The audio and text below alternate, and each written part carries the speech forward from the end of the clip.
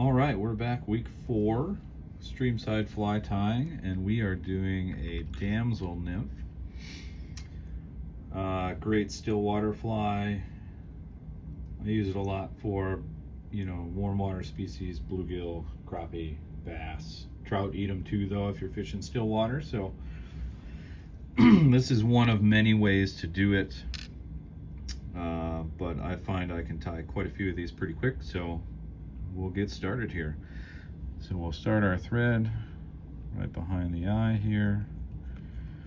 Get a good little base because we are going to put some eyes on here.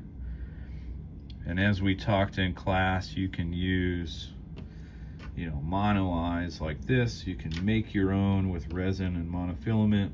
You could use any number of bead chain if you wanted to add some weight. But I'm going to use mono eyes because it's easy, and I'm going to stick these right on top of the hook, and you'll see when you wrap them in they go a little crooked, and you're just going to straighten that out with your thumb and do figure 8 wraps. So I'm going to go this way and then back over this way and then back over this way and try to make sure that they're pretty even. And then once we get it nice and secure, we're going to do some posting wraps just to gather all that thread, make sure they're really not going to go anywhere. And then we'll take our thread all the way back down to the bend, where we will start with our tail. So our tail is going to be marabou. I grabbed and this is kind of a nice thing about this fly. This is not the best feather. I pulled a feather out and this came with it, but this is fine. So I'm going to take this and I'm going to get rid of a few of these at the bottom. And then I'm going to preen all these fibers forward till I have a tail that's about the shank length. And then I'm going to double check here and make sure that any of these fibers that aren't captured, like those guys, I'm going to get rid of them because this is also going to be our body, and it'll just help to make it a little bit cleaner of a fly. So I'll get that measurement again, transfer it back. I'm going to capture this with 2 wraps. There's 1, there's 2. Now I'm going to take my rib material, a little bit of durability, a little bit of flash. This is just a, pearl dyed Flashabou. And I'm going to set this right here. Capture that with 2 wraps, trying not to move too much forward or back. This is the only thing that can happen here, is your marabou can get stuck on your eyes. And you'll have to take a second to unravel them,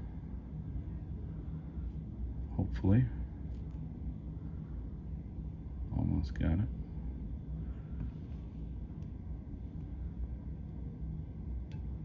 There we go. That will happen. So once you get those 2 tied in loosely, we're then going to jump ahead of it, really wrap in that flash, get a nice little thread base. You don't really have to worry about doing too much of a taper here because the feather is going to take care of that for us. So I'm going to end just behind the eyes, and now I'm going to take this feather and I'm going to twist it just a little bit. And then I'm going to start to wrap it forwards. And what that's going to do is it's going to form a nice little tapered body. And that twisting helps strengthen it. Now when I get here, right up to the eye, I'm going to capture that with a turn. Do a couple right over the top, a couple in front, but still behind those eyes. Then I'm going take this waste material and get rid of it. Doesn't have to be super clean. We are going to do a few more things here, and then I'm going to take my ribbing material and I'm going to go the opposite direction. So I wrapped over and away. I'm going to go under and away for this rib, and I'm just going to pick kind of an angle here. If you have a rotary vise, it makes it go a lot quicker, but you should be able to do it without it as well. So pick an angle, get some good segments on there, capture that off, and we're going to wrap back a little bit for our wing pad. And our wing pad's going to be pheasant tail, super versatile material. And we're just going to take, I don't know, 6 strands roughly of this material.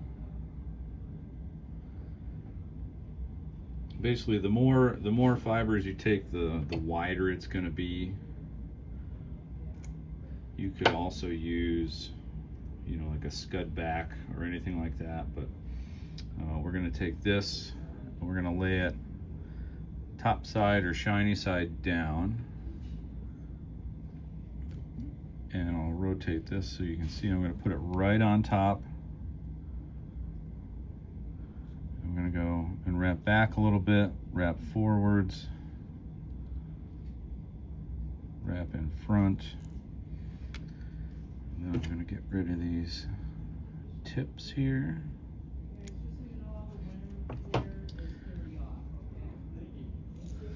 And then we're going to take some, this is some Hare's Ear Plus in olive.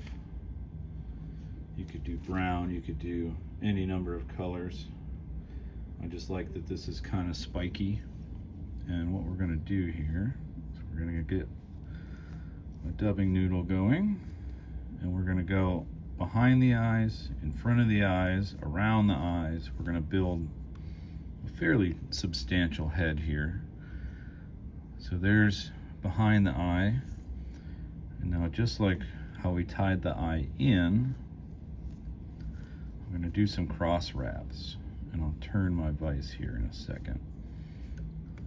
So I'm going to go across twice in front, across twice that way, and then I'm going to do a couple in front here. We're just kind of filling up that head. I am going to do a little bit more. See how it's kind of thin on the bottom? I want a little bit more.